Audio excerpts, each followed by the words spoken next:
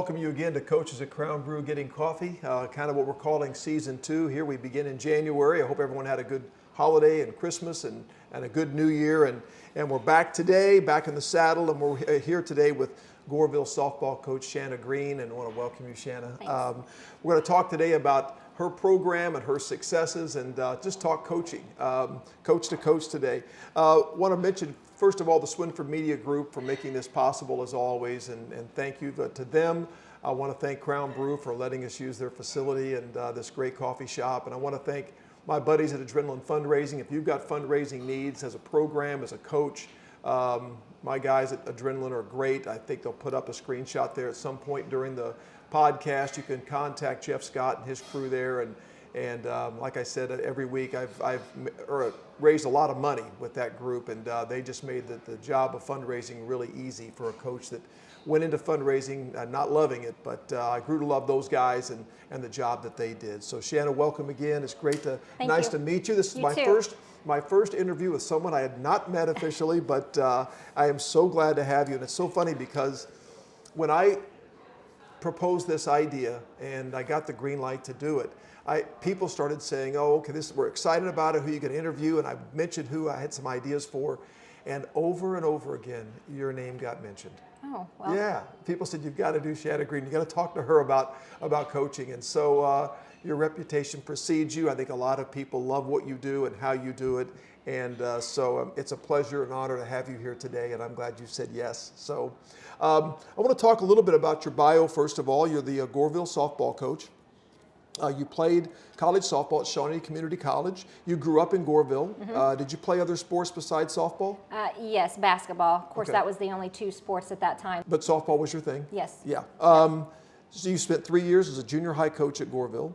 Been the softball coach at Goreville for 18 years.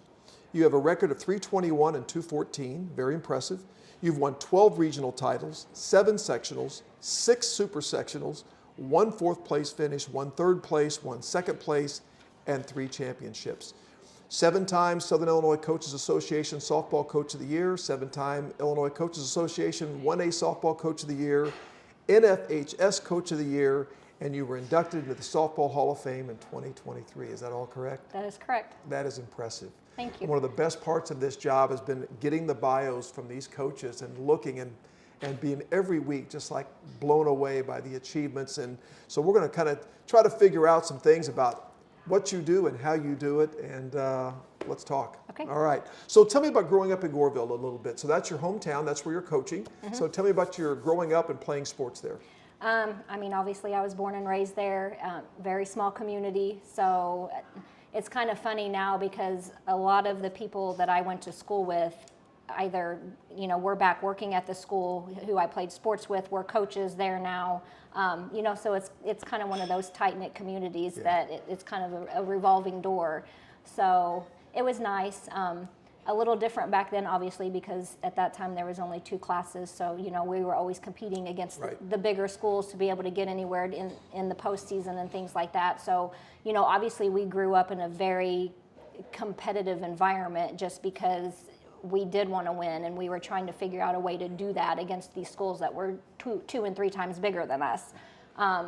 So, that's kind of the tradition that has been Goreville for as long as I've known it. That's an interesting take, that in some ways, though, competing against those bigger schools was kind of a positive for you in the fact that you had to do things at a different level to compete, and so in the long run it probably it was a benefit to you. Oh, completely. And and that's part of my philosophy when we go into every season as well. We play the 1A teams during the season that we have to, but my schedule is very 2A and 3A loaded, heavily loaded, for that reason. I mean, there was a couple of times that we made it to the state tournament and we were right at 500. And people are like, you're a 500, you're a 500 season record right now. What's going on? I'm like, well, we started out the season playing Rockford, which was the 4A state champions the year before. That's awesome. So it's just we always want to have that competitiveness, and because you learn from those losses and learn from that, and so that's a way to get the kids to use their brains versus just their, athletic abilities to try to figure out what they need to do to get to that next step. And I think it's important for the kids to compete against those kind of schools and see that other level. Because, if you get locked into just local, just your size, you begin to think more highly of yourself than you probably should. And then you go compete against a 4A, like you said, a Rockford team, and you go, no, wait a second, we're not quite as good as we thought. Exactly. So we've got to elevate. I love the fact that those teams can expose to you some things you need early in the year to get better. So that's really great. That's a great philosophy. So you played there. You said you played basketball, but softball was your thing. Where was Goreville Softball at success-wise when you were in school? We were always very competitive. I felt like we were right there every season at the end of the season. My freshman year, I believe it was, I want to say, made it to the sectional final, which would have actually kind of been like this, whatever it is now with the 4A, with the split system, and got beat by Vienna that year. Our junior year, we were right there as well. So, we were always right there, but we were playing Harrisburg at the time, or, Anna at the time, as far as those bigger schools to get to that next level. So you played Vienna in a ball. It must have been a huge game to have two. Oh, yeah. Yeah. For sure. That's exciting. Of course, that's our hometown rival anyway. Yeah, So. yeah, that's interesting. Very good. So you went on and played at Shawnee. Yes. So tell me about that. You end up playing there. Tell me about that experience. It actually probably drove me into the direction that I'm at now. I loved sports growing up, obviously. My entire family played, all through to my grandparents. And, but I always wanted to be a flight nurse. That was my, I wanted to go into nursing. Yeah, that's what I wanted to do. And then life happens, life changes. So, I ended up having a baby before I graduated high school, and set out a year before I went to college. I had a scholarship somewhere else to play, and obviously that didn't work out. And then Coach Cook was the one who came to me after I had set out that year, after I had Alexis, and he's like, "Hey, why don't you just come down here and play? Just come play. We'll get you started in college and all of that." And that's kind of where my coaching career took off, because I felt like my relationship with him, I wanted to be that person for someone at some point. Yeah. So that's kind of what drove me into teaching and coaching, and that's kind of where I'm at now. Yeah, that's great though, that you had a plan, and a good plan, but something happened, an influence in your life comes along and redirects your path, and obviously you're right where you need to be, using the gifts you've got, and that's a great story. And so, did you know Coach Cook prior to all this? I did not. I knew Coach Shepard a little bit, who was the baseball coach down there at the time.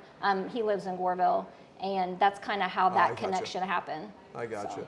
And then, so at some point while you're having your experience there, by the way, what position were you? What was your main position in softball? Second base. Second base. Mm-hmm. So you had this coach influence you, and you said, wait a second, I think this is what I want to do. And then you mentioned tragedy struck Coach Cook. And, yes. And that, did that further your notion that I need to do this, or was that just how did that affect you? Yes, I mean, he was such an impactful person. I mean, that you can talk to anybody, I'm 100% positive, that had ever played for him, and they would say the same thing. And it wasn't, and this may not sound right, it wasn't that he was like this standout spectacular coach, but he was just such a great person. Right. And that's what his legacy was. And if you think about coaching, I mean, you've got to have that relationship with your athletes for them to buy into what you're wanting them to do. So I think that's where that foundation started. Yeah. And but I mean, he was just an overall great person. And when that happened, yes, that probably drove me even more, because I'm like, okay, so I want to tell this story. I want to be able to tell this story to people, about what he did and how he influenced me. That's great. And you're now carrying on that legacy that he had and doing things his way. And you're right, so much of it is relational. And I think it always has been, but now more than ever, the relationship side of coaching has to be really, really big, because, and I've talked to other coaches and they've shared, and we talk about the fact that you can still discipline players, but if you discipline players without a relationship, it doesn't always go the direction maybe it would have 20, 30 years ago. Oh, yeah. but that relationship allows you some freedom to discipline more because they understand that you care about them, but you still need to be corrected. Exactly. You know what I mean? So exactly. that's great that he was able to teach that. You got your first coaching job in junior high. Mm-hmm.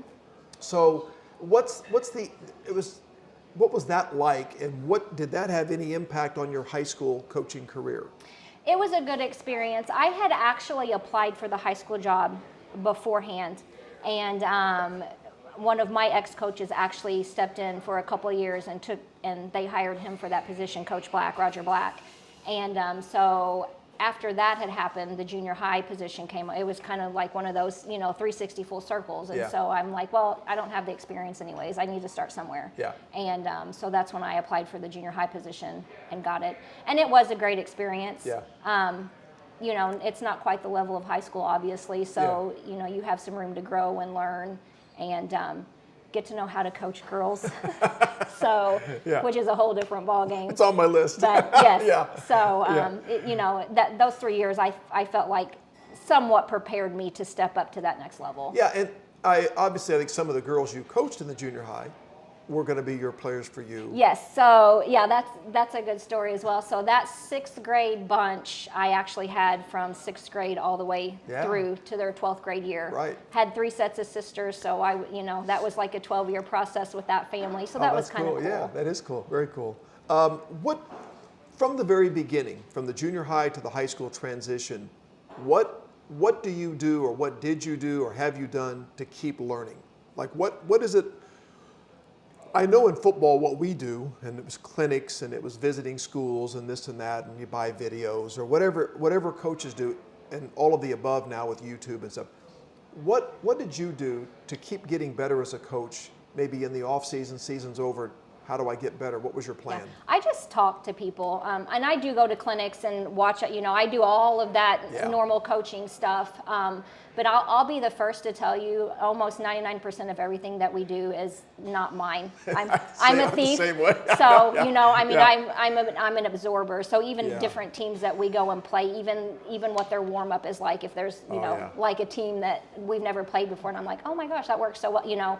I absorb that, and then we bring it back and try it. And I like to talk to different coaches as well, just to see what they do and what works. And aren't you amazed that our profession is so willing to share? Yeah. It's so highly competitive. There's a scoreboard. We bring fans in to watch, but yet I've been blown away my whole life as coaches willing to, even rival coaches would be willing to share with me when I was a young coach. And so I've tried to make sure as I got older and more experienced, when I got asked, I would share back with them because I know what it meant to me. And right. It's kind of crazy when you think about it. Yeah, it really is. But I've never felt like sharing anything negatively affected me, that someone used what I told against me to beat me. I always felt like there's a power in sharing an idea and verbalizing it to someone. I think it almost reinforces it in some way. Right. You know what I mean? Yes. Yeah. So I think that's really cool. So I'm sure now you're the one getting asked a lot about what you do and how you do it, and coaches asking you about how to. Yeah, I do. So that's kind of come full circle as well. But yeah, that's a good feeling though, right? Yeah. Were there other coaching influences along the way? So you're a head coach, and now you got your program. You mentioned Coach Cook in college. Were there area coaches or coaches that influenced you as you got into your career? Jerry Glasgow was a big one. Sure. Local guy, and obviously started out small, and look where he's at now. And he's another one of those guys. He's just he's a great person. Yeah. You can call him, and he could barely know you, and you can call him and ask him something, and he'll sit there and talk softball with you for hours. Yeah. And give you suggestions and ideas, and so he was a pretty big influence as well. He's a very positive as well. As far as like, you can do this, go. Yeah. This is you can do this, go get it. And he's all about the small town and small community and wanting everybody to succeed. Yeah, sometimes it's hard when you borrow something from a much larger school. It can be apples and oranges. What they can do and how they do it may not transfer to the size school you're at. And so sometimes I've had to, as a football coach, know that, well, I don't have those dudes. Right. But there are things you can still use, but not everything transfers as well as it does for maybe a smaller school where you see someone build a powerhouse at a small school and you say, I can do that. Right. Yeah, and it's cool that he was encouraging to you. So this could be a tough question. What was it, do you think, that allowed you to go from taking the job and beginning to build your program to taking it to the next level? Because obviously you're at another level now. Is there anything you attribute that step to, or was it just a continuation of things you were doing? Yeah, I think I think a lot of it is consistency. You got to have, any program has to have some type of consistency, whether it's a coach or, your philosophy. Obviously philosophies are going to change somewhat, but there has to be some sort of consistency there. I think that was part of it. Coaching girls, 90% of that is mental, and anybody can tell you that. I mean, you can have the best girl athletically that you've ever coached, but if you can't get her to buy into what you're wanting the program to be or what you're wanting her to do, you might as well just take the back seat. It's not going to work. So, that's a big thing with me too, is trying to find a way to get them to buy into what our goal is, or what I want them to do as an individual athlete and what we want them to do as a team. I feel like everything else just kind of falls in place after that. Yeah, I coached girls track. I coached girls softball, and not that well, but I had great experiences, and I really loved the girls, and they were so much fun, but it was different. Yes. And I don't mean in any way someone say, oh, they're not they were very competitive and they wanted to win, but the psychological approach was something I had to learn, because we didn't have a good practice or a good game, and early on I tried the football, old school football, get mad at them, and that did not go well. I think they pouted for a week and didn't listen to me. They were mad at me. So, and again, it was a small experience, but I had to learn that probably wasn't the best way. You can certainly discipline and correct, but getting mad at them probably was not the right approach, the football way of doing it. I had to learn that, but I loved coaching them. I really did. They made it a lot of fun, and we fell short that year because we were just young and had a young pitcher, but I would have kept doing it except for someone more qualified wanted that job, but I had a lot of fun doing it, and I really, to this day, and I can say this now, I'm not teaching anymore, I enjoy girls softball more than I do boys baseball in high school. If I had to pick between one or the other, I would go to a girls softball game.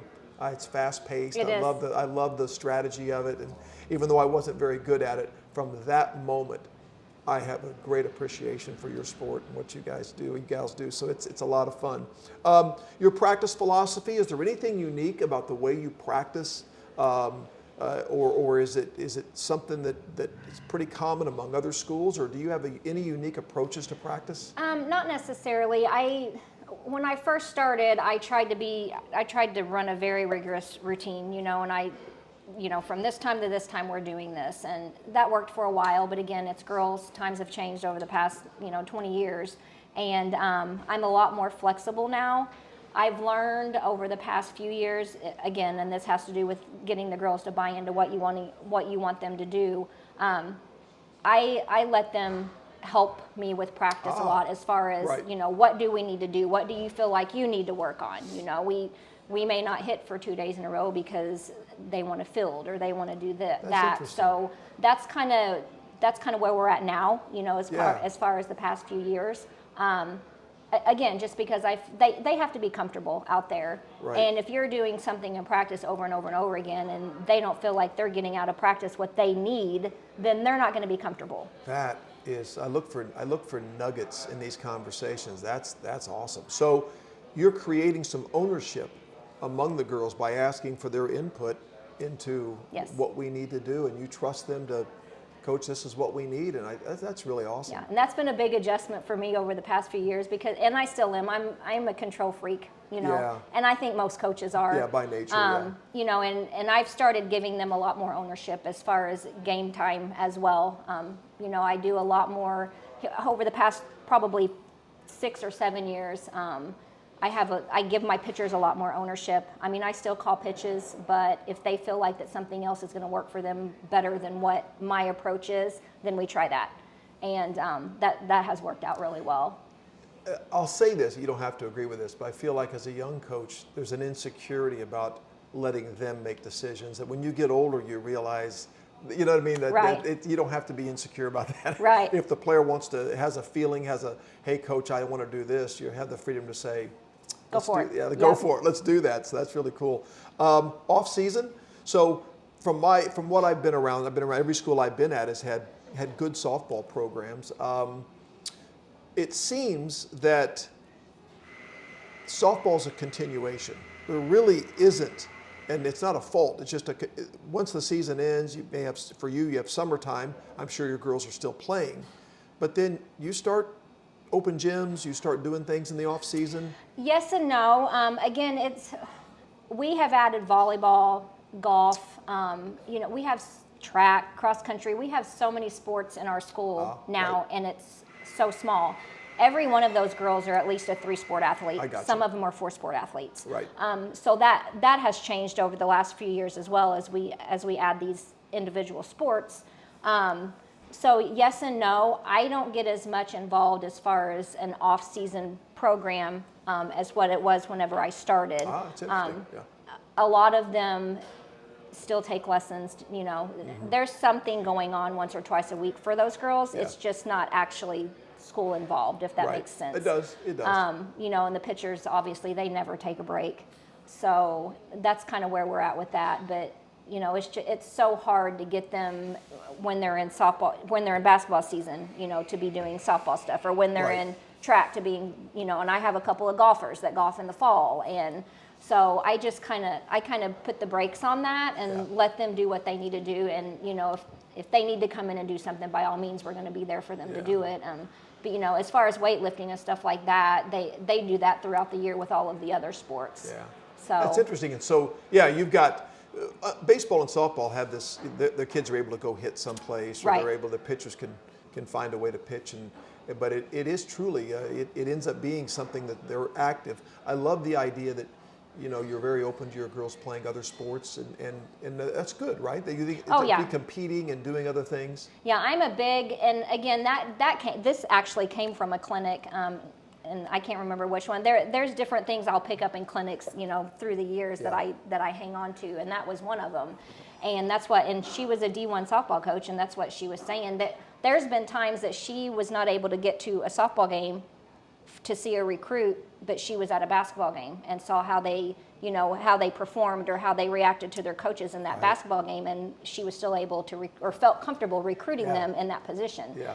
And again, your muscles are different. So I mean, if you're redundant to one sport, 12 months out of the year, I just don't think that's an advantage, even if that's the sport you want to go play, because your body needs that flexibility. And it does. And there's no substitute for that competitive side of it. Oh, no. Just going out and competing in a race, or competing on the court, or just doing something, volleyball, or just that competitive edge, games on the line, you got to make a clutch play, and so it's good. That all transfers back to our sport, so that's really cool. And like you said, at a small school, it's harder because you are sharing with everybody else. Yeah, and we want all of our coaches to be successful. So I mean, obviously we're sharing athletes, and I would never tell one of my girls that, I don't want you to do this or this sport because, you're my ace pitcher or whatever. I mean, if they have the ability to be able to go help that other team get to a state tournament in basketball, then by all means, that's what we want. Well, I think when people think of Goreville, I mean, they're fair or unfair, I think athletics has a huge part in the perception people have of a community and a school. And when people think of Goreville, they think of success in athletics. Whether it's spring sports, fall, winter sports, I mean, so what do you attribute that to? Is it a community thing? Is it a culture thing? What do you think is the reason for the success of Goreville overall? I think it's a combination of all of that. Our community is very supportive in all of our sports. We always have a decent crowd, even if it's at away games. And like I said, in every sport, I mean, the golf kids have a following. They go and watch them play, and so that's it. You've got to have that community support. Obviously, that's a big part of it. Our administration and our teachers, huge support there. I mean, everybody wants their program to be successful. That's a big part of it. And I really think as far as the success part, when it started, like when I can just remember in 2012, that first time we went to the state tournament. Whenever we got back for our parade and our, and our banquet, there was about 3 or 4 littles, and they were probably 6 or 7 at the time. And we pulled the pictures out. I still have pictures of them. They were getting autographs from all the girls. Oh, that's awesome. Well, fast forward to 2017, 18 or whatever it was. Now they're state champions. That's so great, it's one of those. It's just they see that, and that's what they want to do. That's right. And then that 2017 state champion picture, that was her sister last year that just went to the state tournament. Gotcha. And she's in those pictures in 2000. So it's just that. I think that's a big part of it to get the kids out to be able to see what it's like to have that success, and then like I said, that takes care of itself. And there's a cool community expectation that, it does add some pressure to the coach, but at the same time, there's an expectation of success, and the kids feel that, they sense that. And I think that influences the work ethic, that influences their being at practice and not making excuses. And parents are, no, you're going to practice. Yeah. You're going to do what the coach says, and I love that. And that's I've coached in some small schools, and there's something special about a small school that big schools have trouble replicating, and I think it's that cohesiveness that comes from a small town. And athletics are important in a larger town like Marion, there's no doubt. But in a small town, the identity of that town is even more so, I think, with the school and with the athletic teams. And so it takes a greater sense of pride sometimes, I think, and a little harder to build that sometimes at a big school. You can do it, but it's a little harder to build than a small school. So let's talk about today's athlete a little bit. Coaching, you've coached long enough now, you've seen changes from when you started to now. What's the biggest challenge, or what's the biggest difference, and maybe challenge is the wrong word, what's the biggest difference between when you started and the athlete of 2023? Honestly, it's commitment. And I guess that's going to sound bad in a way, but and I don't know what in the past, I don't know if it was COVID when everybody was allowed to stay at home for that 6 or 7 months. I don't know where that breakdown was. But even myself growing up as an athlete, that's what we did. We played sports 12 months a year. There was just no question about it. It didn't matter if you were in the gym or on the field every single day. That's just what you did. And, you hear a lot now, they don't want to play this sport, or they don't want to play that sport. And I'm not just talking about mediocre athletes. I'm talking about, your star athletes. And, they're like, oh, this sport this season takes up too much time. I have to be there this many months or this many weeks and I just don't want to do that. I want to do other things. And I think that's the challenge now. I don't know how to fix that, but Shanna, I think universally, speaking to coaches of all sports, in doing this and also just in my regular day conversations, that is the answer I get a lot. Yeah. The same answer from every size school, every sport, is that commitment level. And I think part of it, I think COVID just manifested that even more so, but I think it wasn't just COVID. I wonder about this. I think I noticed things change when this became prominent in our kids' lives. I agree. I did, and I don't have all the answers why that is, but it's had a profound, I think, influence on our kids. And again, kids are kids, and if I'd have had this in front of me when I was 16, it would have affected me too. So I'm not blaming the kids, I think, but so is there any strategy, or is this still waters we're still treading in, trying to figure out? Is there any strategies you found that can help with that challenge? Yeah, honestly, not yet. Like I said, we just, when we hear one of our athletes talking like that, as far as not wanting to play our sport or even another sport, we just talk to them, and we try to be as honest as possible. We don't want to act like that we're preaching to them or telling them that they're making a huge mistake if they don't do that. We just try to lay everything out in front of them, and our big thing is you only have 4 years of high school. That's right. What are you going to do the last 45 years of your life or whatever? You're never going to get that back. Nope. You don't play the last 2 years of your athletic career in high school, only 1% of you are going on to college. A majority of ours don't. Right. You're never going to get that back. You know, all of your friends are here. You saying you don't want to play because, you know, it takes up all your time. Well, what are you going to do? Yeah. Because your friends are here. That's right. You know, so that's kind of how we approach it. I think that's good. Most of the time it works. Sometimes it doesn't. It doesn't. So, And I've never had a player, former player, ever walk up and say, you know, I got to be honest with you, I really regret the time I spent playing football. But I've had a lot of them say, man, I wish I would have. I wish I would have Yes. stayed out. I wish I would have come out. And, you know, I mean, obviously, when you're young, you make different choices, but you just don't want the kids to have regret later on that when they're talented and they can contribute and be with their teammates, and then they get out and they have that regret. That's a tough thing to carry around. And that's something that I've gotten softer through the years with as well, because, you know, one of my policies, especially if you quit in the middle of the season, you're done. Just because, and that was the whole commitment thing, you know. I want somebody that's committed, not to me necessarily, but to your teammates and to your friends, you know.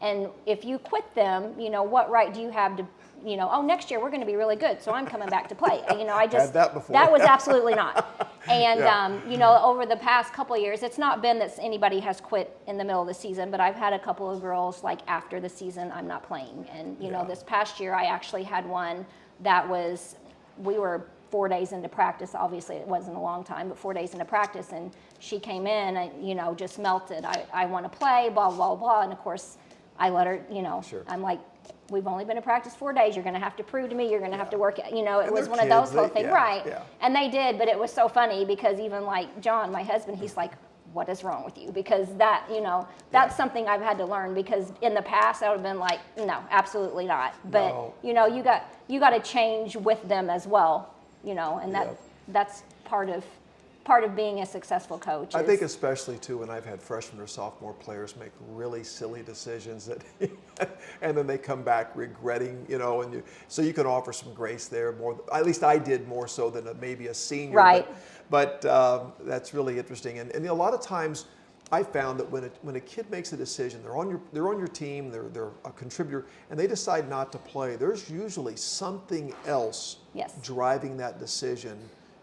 It could be boyfriend, could be family issues, you know, so you got to kind of, that relationship, I think that's when it steps in and really helps. Right. Where you can sit down and say, is there something else going on? I had a former player of mine who's now in education, played all 4 years, but his junior year he came to me and said, I'm not going to play football anymore, I just don't like it.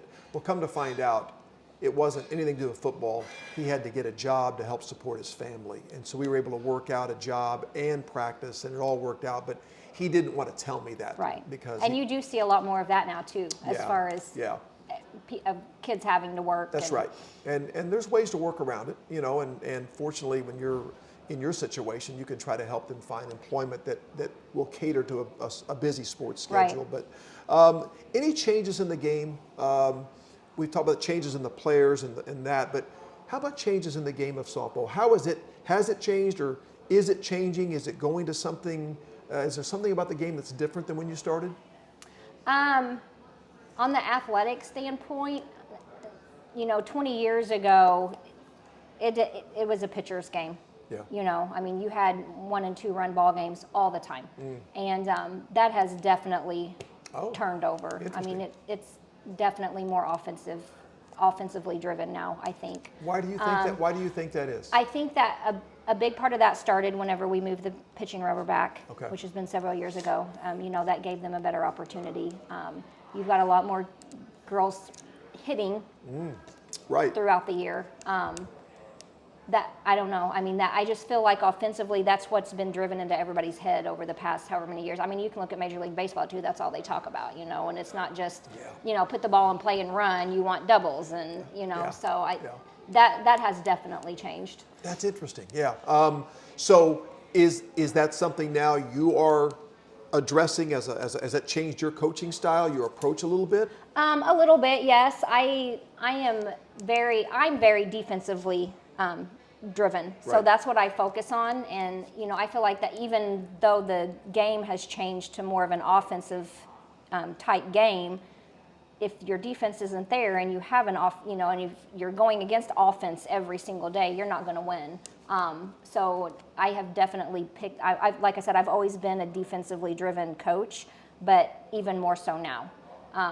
Just because one mistake defensively, that's the game anymore. Yeah. So. Yeah. So you've had so much success, and I know there's expectations each and every year, and I'm sure you're asked constantly, what kind of team we're going to have, Coach? How have you handled the expectations? Because I'm sure they're high. Has that affected you? Does it affect you, or how have you handled that? Internally, it does. I try not, I try not to show that side. Yeah. That's kind of a home thing, and talk about that at home. But it is extremely stressful, and it doesn't matter what team you have the following year, and it's not, what kind of team you're going to have pretty much anymore. Now it's like, hey, what weekend is the state tournament? And you're like, thanks a lot. not even started yet, but Yeah. so just winning a regional, is that all we did? yeah, I know, yeah, right? Yeah. So that's kind of where it's at. That's a big challenge as far as, and again, that's a good and bad thing with the athletes as well, because the girls even expect it before, before the season starts. The freshmen expect it before the season starts. They're already talking about that postseason before we even get started. So again, that's a good and bad thing. Right. But I just keep doing what I do. That's and what you do, just right? try to brush it off. Push the process out there and let Yeah. the wins and losses take care of themselves. But I love the idea you said it's good and bad, because you love the fact that your kids have an expectation of that, but they also still have to earn that. Exactly. And so you gotta keep them on an even keel. Yes, and that's usually a conversation about every year, about mid-season. You're Yeah. just like, all right, this is where you think you're here, this is where you're at, and this is where we need to be. It's so true. It's so true. Now, before I get to the last part, which is on family, you obviously have had a lot of success, and I think when I looked at your bio, athletic success is not just you as the coach, and I know you know that. We all know, but it's your assistant coaches. But you also mentioned your administration. You mentioned more than just the coaching staff. So tell me a little bit about how important is your staff? How important is the administration in doing what you do? I think that's 100% important, again, in all aspects.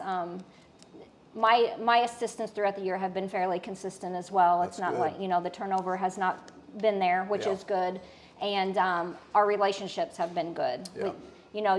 There's times and you can even see it whenever you're coaching against another team, you can tell that there's friction there in between the assistant or Yeah. and you can't have that. And so, that I always make sure, even if and I want them to be open with me. And again, I still, nothing is 100% mine, and so I always want my assistant coaches to know you can question me, and even in front of the kids, and we'll talk it out in front of them and figure out where we need to go from there, or try this and Right. try that. And I feel like that's been very successful for us, because then they're open to step in and give suggestions or do what they need to do or feel like that they want to do as well, because it's a team. There's not just absolutely. one coach; it's a team.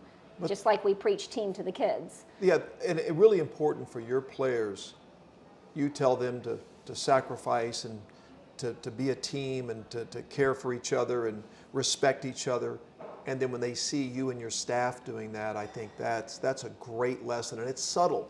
It's not something you're auditioning for them, but I think it's something they're observing and they see, and they can pick up on it. I have watched coaching staffs that on the outside were saying the right things, but the body language of the staff was not good. And when that happens, kids can see it. Kids pick up everything. Yes, they do. You cannot fool them. So, so you have to be really careful. Yeah. And that's huge. So you coached your daughters on in softball. So tell me about what that experience was like. That was definitely a learning experience for me. I was probably harder on the both of them than I was on any of my other athletes, just because, again, small community, everybody's looking. I didn't want anybody to feel like that I was being advantageous. Right. So that was part of my biggest problem, I guess you could say, was I don't leave everything on the field. I go home and think, and you know how that is Oh, as I a do. coach. And when they were playing for me, they had to hear it all over again when they got home. So I really had to learn to cut that out. Yeah. You're still my daughter at home. Yes, Not just and that Claire, took some time. And again, my oldest daughter and then my other daughter, they're two completely different people. I was able to do that a little more with my oldest one. My youngest one, as soon as we left the field, that was it. It was coach on the field, and then there was no discussion afterwards. She didn't want to hear it? No. So I shouldn't say that. It's just she's my oldest one is a lot more like me as far as hard-nosed, and my other one's, she's very affectionate and soft. And so those two different personalities were. But I think that's good coaching, though, the fact that you recognize the difference and you do that with your team. I mean, there are kids that I could get on, and I had to get on to motivate them. Other kids, if I got on them, they would just melt. Right. And they would shut down. So I had to learn as a coach, there is not one universal way to respond Exactly. to it. So, and you learn that with your own kids as well. Yeah. This is one of the best parts of your bio, and I just love this. When you talked about family, you talked about your husband, John, who, by the way, is an official. Mm-hmm.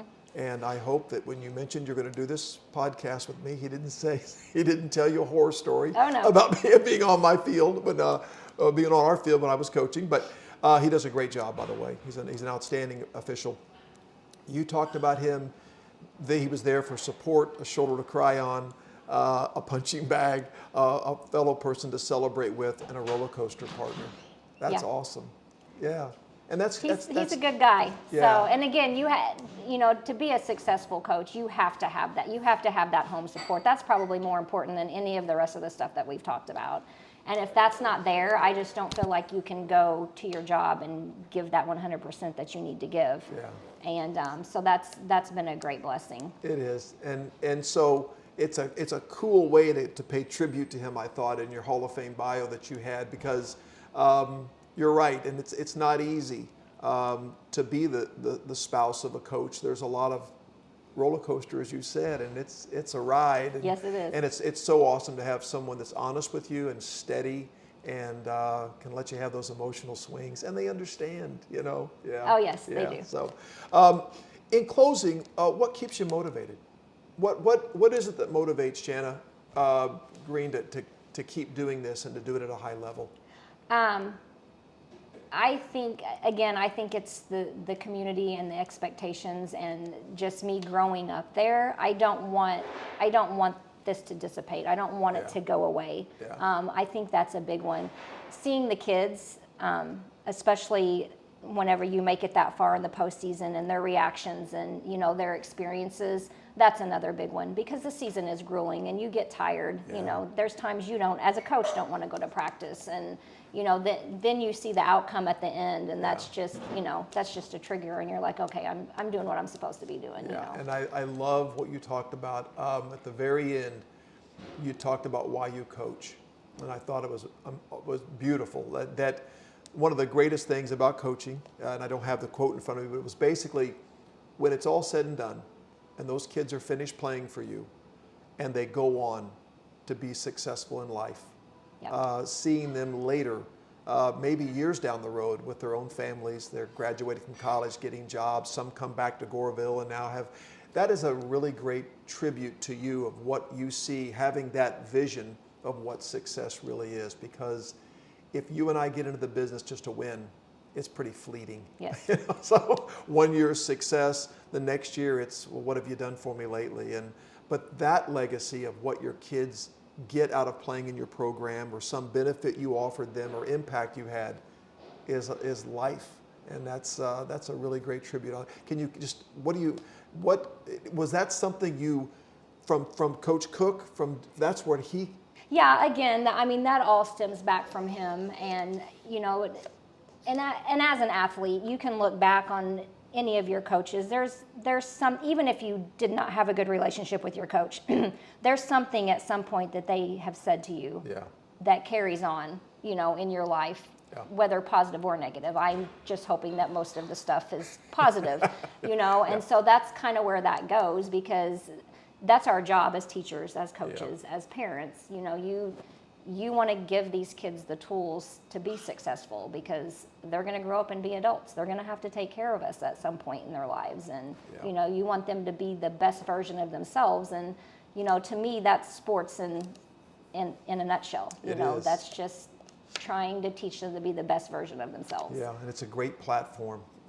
Fair or unfair, coaching gives you this platform, this megaphone where your voice and your influence is amplified, and we have to make sure we understand, for good and for bad, it can be, and to be able to, we had a celebration of our championship team at Carterville a few years ago, and a bunch of players came back, and I sat there in the cafeteria at Carterville High School, and I watched them bring in their wives and their children, and hearing their stories of what they're doing now, and I knew at that moment the championship trophy that was in the trophy case didn't matter much. Right.